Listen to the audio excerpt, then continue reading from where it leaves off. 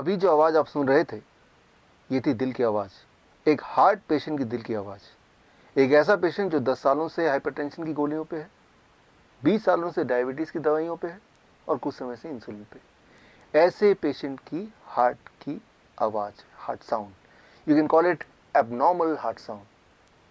अब normal heart sound क्या होता है, एबनॉर्मल हार्ट साउंड क्या होता है, दोनों के बीच का फ़र्क क्या होता है? दोनों के बीच का फ़र्क अगर आपको पता चल जाए तो आपको क्लू मिल जाएगा how to come out of heart disease, how to come out of hypertension और हाउ टू क्योर डायबिटीज़। ये समझने के लिए आपको नॉर्मल हार्ट साउंड को एक बार समझना होगा। नॉर्मल हार्ट साउंड आपको सुनाने के लिए मैं यूज़ करूँगा, ये है डिजिटल स्टेथोस्कोप, और यानी कि ये स्टेथोस्कोप के थ्रू मैं इस स्टेथोस्कोप को डिजिटली ब्लूटूथ के माध्यम से लैपटॉप से कनेक्ट कर रहा हूँ, और यानी कि इसमें जो आवाज़ आएगी वो आपको भी इस वक्त साथ ही साथ सुनाई देगी। मेरे दिल की धड़कन,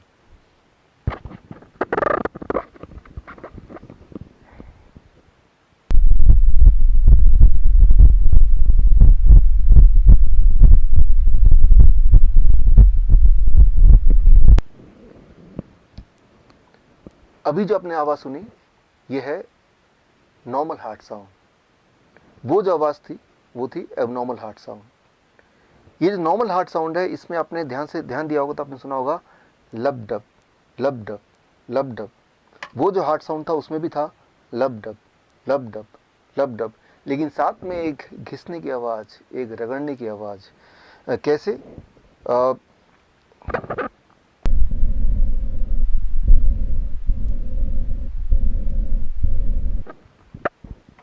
ये जो आपने आवाज़ सुनी रगड़ने की, घिसने की, वो जो आवाज़ है, वो आवाज़ अगर आप एलिमिनेट कर पाएँ, उसको अगर आप एडिट कर पाएँ तो हार्ट डिजीज़ ख़त्म हो सकता है, हाई ब्लड प्रेशर ख़त्म हो सकता है, डायबिटीज़ से छुटकारा पा सकते हैं।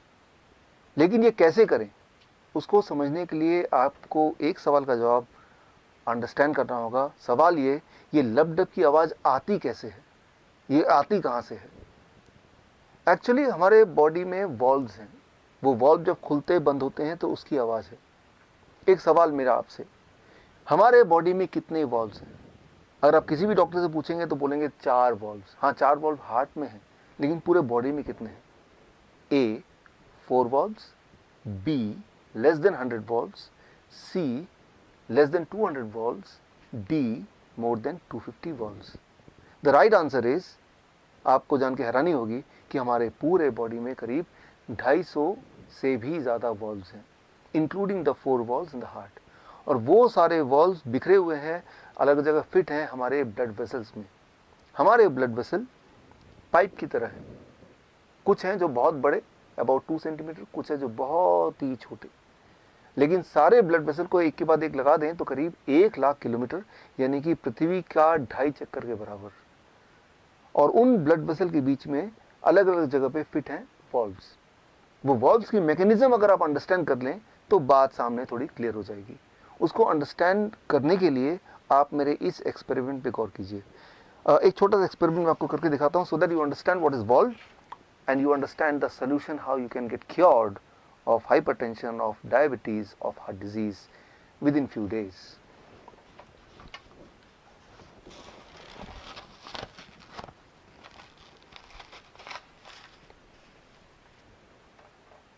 अब एक छोटा सा एक्सपेरिमेंट आपके सामने, टू मेक यू अंडरस्टैंड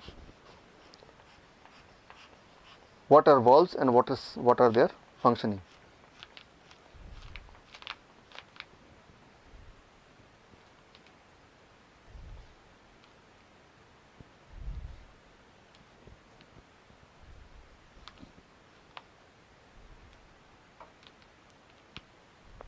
अब आप ध्यान देखेंगे तो आप देखेंगे यहाँ पे ये है ब्लड वेसल, और इसी तरह से पूरे बॉडी में ब्लड वेसल फैले हुए हैं।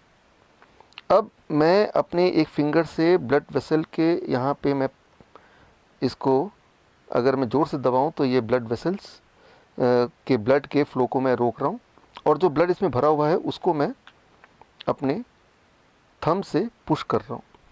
मैंने इसको पुश कर दिया। अब पुश करने के बाद अगर मैं थंब हटा लेता हूँ तो ये ब्लड वापस नहीं आया, ये ब्लड वापस क्यों नहीं आया? क्योंकि यहाँ पे एक वॉल्व है, वो वॉल्व रोक रहा है ब्लड को वापस आने से। इसका मतलब वो वॉल्व अपना काम ठीक से कर रहा है। सो अब मैंने यहाँ से ये हटा दिया, अब धीरे धीरे ब्लड यहाँ से दोबारा, आप देखेंगे दोबारा से ये फ्लो होने लगा। This is called a normal functioning of valve. लेकिन कुछ पेशेंट्स में, कुछ केसेस में वॉल्व अपना काम ठीक से नहीं करती, यानी कि वॉल्व ब्लड को अपोजिट डायरेक्शन में फ्लो करने से रोक नहीं पाती ठीक से, जिसे कहते हैं वॉल्व रीगर्जिटेशन। और ऐसे में आती है सारी परेशानियां। इसको ज़रा समझें।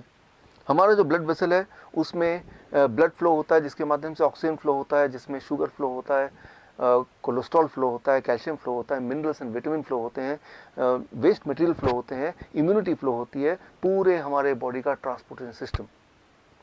और कुछ लोगों के केस में उस ट्रांसपोर्टेशन सिस्टम में, यानी कि ब्लड वेसल में कहीं कहीं गड्ढे होने लगते हैं, और जिसकी वजह से शुगर का फ्लो ब्लड में ठीक से नहीं हो पाता, शुगर ब्लड में ही ठहरा रहता है। और तब अगर वो ब्लड आप लेते हैं, ग्लूकोमीटर में डालते हैं, तो हाई ब्लड शुगर दिखाता है। या फिर कुछ केसेस में वो गड्ढों में कोलेस्ट्रॉल जम जाते हैं, कैल्शियम जम जाता है, जो ब्लॉकेज बन जाता है। और ब्लॉकेज बनने से ये जो ब्लड वेसल की जो डायमीटर है वो थोड़ा कम हो जाता है। Less diameter means more pressure, high blood pressure. और आप हाई ब्लड प्रेशर की दवाइयाँ लेते हैं, वो दवाइयाँ इन गड्ढों को ठीक नहीं करता, उन ब्लॉकेज को नहीं छेड़ता। वो दवाइयाँ क्या करती हैं, आपकी हार्ट को कमज़ोर कर देता है ताकि प्रेशर कम हो ब्लड का। यानी कि वो एक प्रॉब्लम और जोड़ देता है। वो ब्लॉकेज को तो ठीक करता ही नहीं है, ऊपर से आपके हार्ट को कमज़ोर कर देता है। सिमिलरली ब्लड शुगर की जो दवाइयाँ आप लेते हैं, वो क्या करता है, शुगर को ब्लड से निकाल के कहीं और छुपा देता है, हार्ट में छुपा देता है, किडनी में डाल देता है, आंखों के पीछे छुपा देता है। और जहाँ भी वो छुपाता है वो वाला ऑर्गन धीरे धीरे सड़ने लगता है। इसीलिए वो पेशेंट जो हाई ब्लड शुगर के पेशेंट है, जो डायबिटीज़ की गोलियाँ कई कई साल तक लेते हैं, वो अंधे हो जाते हैं, उनका हार्ट काम करना बंद कर देता है, उनका किडनी फेल होने लगता है, उनके एम्पुटेशन होना मजबूरी हो जाती है, क्योंकि वो पार्ट सड़ जाता है, सड़ने लगता है। यूँ मानो कि आपका घर है और आप झाड़ू लगा रहे हैं, और जो कचरा है वो डस्टबिन में ना डाल के, उसको बाहर ना फेंक के, आपने उसको बेड के नीचे छुपा दिया, आपने उसको अलमीरा के अंदर छुपा दिया। कुछ समय के लिए वो घर बिल्कुल साफ सुथरा लगेगा, लेकिन उसके बाद बदबू आने लगेगी, सड़न आने लगेगी। आप ऐसे घर में रह नहीं पाएंगे। आपका बॉडी भी एक घर है। ये जो ब्लड वेसल है, ये ट्रांसपोर्टेशन सिस्टम है। और कुछ लोगों के केस में उस ट्रांसपोर्टेशन सिस्टम के बीच में कई कई जगह पे गड्ढे गड्ढे गड्ढे गड्ढे होने लगते हैं, जैसे हमारे पूरे देश में सड़कों पर गड्ढे हैं। और अगर वो गड्ढों का मेंटेनेंस हो जाए, अगर वो रिपेयर हो पाए, तो आप हार्ट डिजीज से छुटकारा पा सकते हैं, या डायबिटीज़ से छुटकारा पा सकते हैं, हाइपरटेंशन से छुटकारा पा सकते हैं। और वो जो एबनॉर्मल हार्ट साउंड है वो भी फिर गायब हो सकता है। लेकिन उसके लिए क्या करना होगा, गड्ढों को भरने के लिए? अनफॉर्चुनेटली अभी तक ऐसी कोई दवा नहीं आई जो कि उन गड्ढों को भरे। लेकिन हाँ, कुदरत ने आपके बॉडी में एक ऐसी ताकत दी है जिससे आपका बॉडी खुद ही एक तरह का गैस प्रोड्यूस करता है, जिसे आप बोलते हैं नाइट्रिक ऑक्साइड। और वो गैस जब एक लेवल से ज़्यादा प्रोड्यूस होने लगता है, तो वो ब्लड वेसल की मेंटेनेंस करने लगता है। So that is Nobel prize winning science 1998। So वो जो गैस है जिसे कहते हैं नाइट्रिक ऑक्साइड, वो ब्लड वेसल के इनर लाइनिंग, जिसे बोलते हैं एंडोथेलियम लेयर, उसी में प्रोड्यूस होता है, जिससे वो गड्ढे भरने लगते हैं, वो ब्लॉकेज खत्म होने लगते हैं, ब्लड ट्रांसपोर्टेशन सिस्टम स्मूथ होने लगता है, और जिससे आपका ब्लड प्रेशर नॉर्मल रहने लगता है, आपकी ब्लड शुगर नॉर्मल होने लगती है, आपका हार्ट ठीक से काम करता है, और एकदम से आप ठीक हो सकते हैं, ठीक हो जाते हैं, अगर आपका बॉडी नाइट्रिक ऑक्साइड प्रोडक्शन को बढ़ा दे। अब सवाल यह है कि हम क्या करें कि हमारी बॉडी का नाइट्रिक ऑक्साइड प्रोडक्शन बढ़ जाए। उसके लिए I have to refer the China study, the biggest ever study of human nutrition disease. Human nutrition disease के बीच का जो कनेक्शन है, उसका सबसे बड़ा जो स्टडी है, जिसे बोलते हैं चाइना स्टडी, जो 2005 में रिलीज़ हुई थी। उस स्टडी के अनुसार कोई भी इंसान अगर whole plant food in its natural state में अगर खाने लगे, तो कुछ एक दिनों में ये जो लाइफस्टाइल डिजीज़ है उससे वो आज़ादी पा सकता है। लेकिन इसको मैं आपको समझाता हूँ 3 सिंपल स्टेप में, how to implement the China study recommendation in your life in 3 step, so that you can be free of lifestyle disease including hypertension, including diabetes, including heart disease within few days. Those 3 steps are, as you can see on the screen. Step 1, 12 बजे तक जो भी कुछ आप खाएं वो हो सिर्फ और सिर्फ फल, fruits and fruits. कोई भी 3-4 तरह के फल, वो मीठा हो, खट्टा हो, कैसा भी फल, वो केला हो सकता है, आम हो सकता है, चीकू हो सकता है, अमरूद हो सकता है, जो भी फल आपको पसंद हो, 3 से 4 तरह का फल जो अवेलेबल हो लें और वो एज ए ब्रेकफास्ट खाएं। कितनी quantity? It depends on your body weight. Let's say my body weight is 70 kg into 10, 700 grams or more of 4 kind of fruits, 3 to 4 kinds of fruits of your choice। एक बार में खाएं, 2 बार में खाएं, 4 बार में खाएं, 12 बजे तक आपको खाना है सिर्फ और सिर्फ फल, फल और फल। जितना ज़्यादा खाएंगे उतना अच्छा रहेगा, राइट। नो रोटी, नो चपाती, नो चाय, नो ब्रेड, नो बिस्किट, सिर्फ और सिर्फ फल, फल और फल, भरपूर खाना है। अब लंच, जब भी आप लंच में बैठें 2 प्लेट लेके बैठें, प्लेट 1 एंड प्लेट 2। प्लेट 1 में 4 तरह के ऐसे वेजिटेबल जो आप कच्चा खा सकते हैं, खा सकें, जैसे टमाटर, मूली, गाजर, ककड़ी, सो ये इस तरह के, या खीरा, इस तरह के सब्जियां आप लें, 4 जो कच्चा खा सकें। और जो कच्चा नहीं खा पा रहे हैं क्योंकि उनके दांत कमज़ोर हैं तो वो थोड़ा स्टीम कर सकते हैं। कच्चा ज़्यादा फायदेमंद है, लेकिन अगर नहीं खा पा रहे हैं किसी वजह से तो थोड़ा स्टीम कर सकते हैं। 3 से 4 तरह की ऐसी सब्जी जो कच्चा खा सकें या स्टीम करके खा सकें वो लें। और कितना खाना है, it depends on your body weight. That is my body weight is 70 kg into 5, that is 350 grams और मोर, या फिर उससे ज़्यादा, 3 to 4 kind of vegetable। This becomes your plate 1। पहले आपको प्लेट 1 इतना खाना है, और इतना खाने के बाद अब प्लेट 2। प्लेट 2 में आपके घर का बना हुआ रोटी, सब्जी, दाल, चावल, vegetarian food with less oil and less salt. कितना खाना है? जितने में आपका पेट भर जाए। आपको लग रहा होगा कि इतना सारा प्लेट 1 यानी कि रॉ वेजिटेबल खाने के बाद क्या मैं प्लेट 2 खा पाऊंगा? पहले 2-3 दिन में शायद नहीं खा पाएंगे, लेकिन उसके बाद आप नोटिस करेंगे कि जितना ज़्यादा प्लेट 1 खाएंगे उतना आपका एपिटाइट बढ़ेगा, उतना आपका हंगर बढ़ेगा, उतना ज़्यादा आप प्लेट 2 भी खा पाएंगे। यानी कि आपकी जो बॉडी की मेटाबॉलिज्म है वो रेट बढ़ जाएगी, आपके जो खाने की कैपेसिटी वो बढ़ जाएगी, और आपका जो एनर्जी लेवल है वो भी बढ़ जाएगा। सो मैं आपको कोई चीज़ मिस नहीं करने बोल रहा हूँ, मैं सिर्फ ये बोल रहा हूँ कि आपके एक्चुअल लंच से पहले प्लेट 1 यानी कि रॉ वेजिटेबल, वो भी एक पर्टिकुलर मात्रा या उससे ज़्यादा, अकॉर्डिंग टू द फॉर्मूला, जैसे मैंने बताया, आपका बॉडी वेट इंटू 5। ये है आपका लंच। डिनर का सिर्फ 2 रूल हैं। पहला रूल कि डिनर हमेशा 7 बजे से पहले फिनिश करने की कोशिश कीजिए, और दूसरा रूल डिनर में भी आपको वही करना है जो मैंने आपको लंच में बताया, वो है plate 1 end plate 2। Plate 1, 3 to 4 kind of vegetable in raw form, about your body weight into 5, that many grams, and then you can eat vegetarian meal with less salt and less oil as much as you want, right? So ये तीनों step, breakfast, lunch and dinner, right? So ये तीनों main मील, जो step 1 है breakfast, step 2 lunch and dinner में आपको ये करना है। अब final step, that is step 3, क्या नहीं करना है। सिर्फ 2 ही चीज़ मैं छोड़ने बोलता हूँ, एक है नो एनिमल फूड। कोई भी ऐसा फूड जो एनिमल से आता हो उसको आपको नहीं लेना है, जैसे दूध, दही, मक्खन या लस्सी या अंडा या चिकन या फिश, इनको आपको नहीं लेना है, बिल्कुल ज़ीरो कर देना है। एंड नंबर 2, कोई भी ऐसा चीज़ जो पैक्ड फॉर्म में हो या रिफाइंड फॉर्म में हो या डब्बे में हो, जैसे बिस्किट या ब्रेड या रस्क या नमकीन, इन चीज़ों को आपको नहीं लेना है। ये सिर्फ 2 चीज़ छोड़नी है। और हाँ, एक चीज़ और जोड़ लीजिए, रोज़ अपने बॉडी को करीब 40 मिनट सनशाइन दिखाइए। 30 से 40 minute you expose your body to sunshine, that becomes your step 3। If you follow these 3 steps, अगर आप ये 3 स्टेप्स आप फॉलो करते हैं, so within the first 3 days your blood sugar will start coming to normal, यानी कि you will be force to stop the medication, you will be force to taper the insulin. अगर आपने insulin कम नहीं किया या ख़त्म नहीं किया, so you may land up in hypoglycaemic state, and that itself is very dangerous. Within the first 7 days your blood pressure will start reducing, आपका blood pressure कम होने लगेगा 7 दिन के अंदर, यानी कि आपको ब्लड प्रेशर की दवाइयाँ छोड़ना पड़ेगा, आपकी मजबूरी हो जाएगी छोड़ना। विद इन 1 month आपका एंजाइना यानी कि चेस्ट में जो पेन है वो ख़त्म होने लगेगा, ऑलमोस्ट ख़त्म हो जाएगा 1 महीने के अंदर।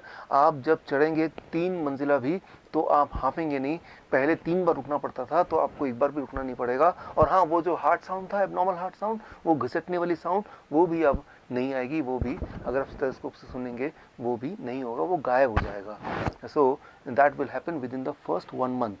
Your angina will go, your heart disease will go, that abnormal heart sound will also vanish, right? So that you can expect within 1 month. Within 2 months your thyroid will become normal, यानी कि thyroid की दवा आपको छोड़ना पड़ेगा या उसको taper down करना पड़ेगा। और अगर आपने ऐसा नहीं किया तो हाइपोथायराइड का हाइपरथायराइड भी हो सकता है, जो कि अगेन एक बहुत बड़ी प्रॉब्लम है। And with in the first 3 months आपका बॉडी वेट नॉर्मल रेट में आ जाएगा, यानी कि normal BMI, in a healthy weight category में आ जाएगा। And this all will happen with in the first 3 months of following this diet in these 3 steps. कई बार मेरे पास patient आते हैं, वो बोलते हैं डॉक्टर साहब मैंने आपकी रिकमेंडेशन को फॉलो किया और 3 महीने के अंदर मेरा ब्लड शुगर, मेरा ब्लड प्रेशर, मेरी हार्ट डिजीज़, बॉडी वेट हर एक में फ़ायदा हो गया, अब मुझे इस डाइट पे कब तक रहना है। मैं उनको एक ही उदाहरण देता हूँ, और वो उदाहरण ये कि मान लो कोई आदमी आपके पास आता है पूरी तरह से कीचड़ से लथपथ, आपको बोलता है कि मुझे साफ़ होना है, मुझे क्या करना है। आप बोलेंगे जाइए जाके नहा लीजिए। वो नहा के साफ़ सुथरा होकर आता है, बोलता है कि मुझे कब तक नहाना है। अरे भाई, जब तक आपको साफ रहना है, यानी कि जीवन में हर दिन।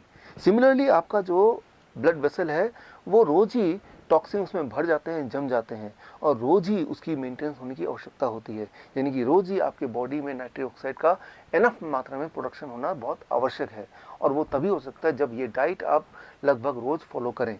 हाँ, एक छूट मैं आपको दे सकता हूँ, दैट इज चीटिंग डाइट। हफ्ते में एक दिन आप कभी पार्टी में जाते हैं, कभी पिकनिक में जाते हैं, कभी कोई बर्थडे एक्सेट्रा में जाते हैं, तो एक दिन के लिए you can enjoy the flexibility, you can ignore these rules and you can eat whatever luxury food you want to eat। लेकिन वो सिर्फ हफ्ते में एक दिन, वो अभी नहीं, आज से 3 महीने तक ये डाइट फॉलो करने के बाद जब पूरी तरह से आप बीमारी से आज़ाद हो जाएंगे, दवाइयों से आज़ादी मिल जाएगी, तब हफ्ते में एक बार you can go for a cheating diet. यानी कि मैं ये बोलना चाह रहा हूँ कि you are enjoying the social celebration also and you are enjoying the good health also। ये डाइट अगर आप फॉलो करेंगे तो आप बीमार पड़ नहीं सकते, और जो बीमार हैं वो बीमार रह नहीं सकते। This is doctor Biswaroop Roy Chowdhury. All the best. जय हिंद। Thank you.